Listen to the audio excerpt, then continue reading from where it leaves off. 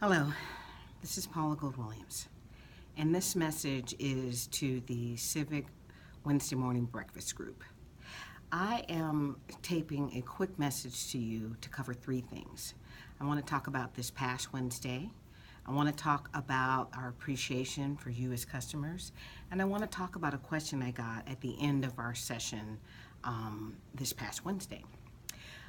First, I want to say that I appreciate the time that you gave me this week in sharing with you what CPS Energy is focused on, and in particular where we're headed with the flexible path. It's a pretty interesting effort that we have, and the most important thing is that we're going to use the path to make the best energy decisions for this city, for San Antonio, the metropolitan area, and make sure that we're able to provide as good a service, if not better, in the future. Two, I want to spend some time basically talking about our appreciation for you. Our 3,100 plus employees work hard every day, and we absolutely want you to know that we appreciate everything that you need to have us do. And we feel honored to be able to manage the assets that you have invested in. The generating assets are yours. The transmission, the distribution assets are yours. And we get the honor to serve you every day and do a great job with those investments. Three, one of the questions that I got after the session was, as I was exiting the building, what about rate increases, Paula? What have you done and what do you plan to do? Where are you with that? I want to try to briefly summarize that we look at rate increase needs every single year. We are fiscally responsible. We have to maintain sound financial statements, so we look at it.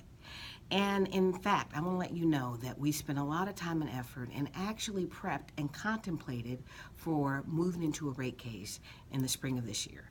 Matter of fact, the way we had originally planned it, we had put timelines and started doing schedules and contemplating dates. We would have been right in the middle of a rate increase right now as I'm taping this message in April. But I'll tell you what, my group at the same time does other things. We continue to look at how we can save cost and what we can do. And right up to our deadline, it was about the second week, full week of February, they gave me a lot more things to think about and some information. And I took some time over the weekend. And what I decided when I came back on Monday is we would not go for making a rate increase effective in 2018. So we made that decision and we made that commitment. But it's tough because the drivers are always out there. We are focused on making more investments in infrastructure, more investments in improving the systems and the capital maintenance programs that we need to do. We're invested in looking at the initiatives that the community is trying to do to augment and support growth.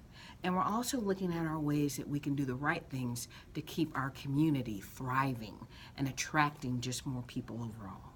So all of those things are driving costs up, and at the same time we're doing the best we can to control cost. But we end up having, if we wait year after year, the margins get tighter. And so we contemplated. We believe that 2018, we're going to be able to manage those costs. We're going to be able to really keep the margins manageable, even though they're getting tighter.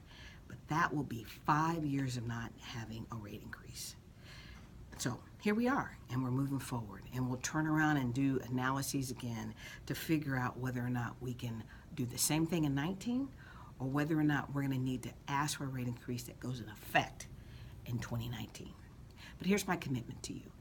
If we need one, if we need to come forward and say, hey, it's about time. We're at the 6th year and we need some support and we need some ability to make additional investments with that funding.